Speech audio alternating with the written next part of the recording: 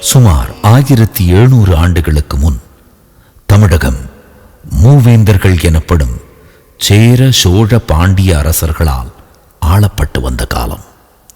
அப்போது தரை வழி வணிகத்திலும் சரி, கடல் வழி வணிகத்திலும் மாபெரும் கொடிகட்டி பறந்தனர் மூவேந்தர்கள். உலகமே வியக்கத்தக்க வகையில் இருந்தது தமிழரின் பண்பும் கலாச்சாரமும் இலக்கியமும் இலக்கணமும் மற்றும் முக்கிய இயற்கை வளங்களும். சீனா முதல் கிரேக்கம் வரை உள்ள வணிகர்களை தமிழகத்திற்கு கப்பலோட்டி வர வைத்தது.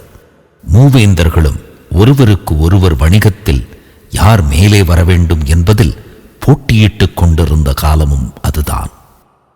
நமது மலைகளையும் மலை சார்ந்து வளரும் இயற்கை வளங்களையும் கைப்பற்ற மூவேந்தர்கள் நமது ஆதி கொடிகளை அழித்து அதன் வளங்களை கைப்பற்றி வணிகப் பொருளாக மாற்றி வரத் தொடங்கினர்.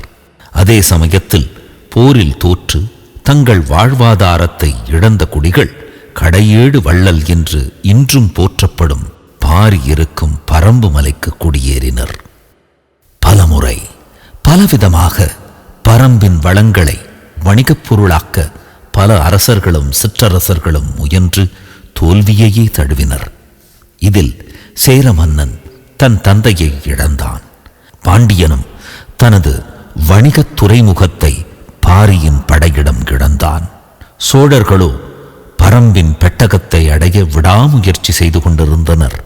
எதிர்கொண்டு வந்த எந்த ஒரு படையையும் பரம்பின் மாபெரும் வீரர்கள் ஆன நீலன், உதிரன், தேக்கன், இரவாதன், காலம்பன், மயிலா மற்றும் அந்த குடிகள் தோற்கடித்தனர்.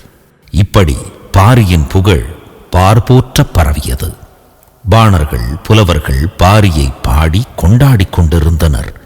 இவர்கள் பாடல்களில் வள்ளலாக வாழ்ந்து வந்த பாரியை நேரில் கண்டு பேட்டி காண வருகிறார் புலவர் கபிலர். இவ்வாறு பலவிதமாக பல திசைகளில் இருந்து வந்த இன்னல்களை முறியடித்து மூவேந்தரை எதிர்த்து நின்ற மாபெரும் வீரன் வள்ளல் வேள்பாரியின் கதை இது.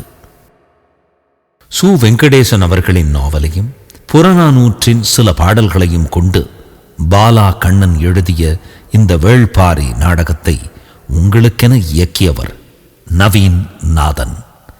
இதில் வரும் கதாபாத்திரங்களுக்கு உயிரூட்டியது நமது பே ஏரியா வளைகுடா பகுதி மேடை பிரபலங்கள் என்பதில் நமக்கெல்லாம் ஒரு பெருமையே.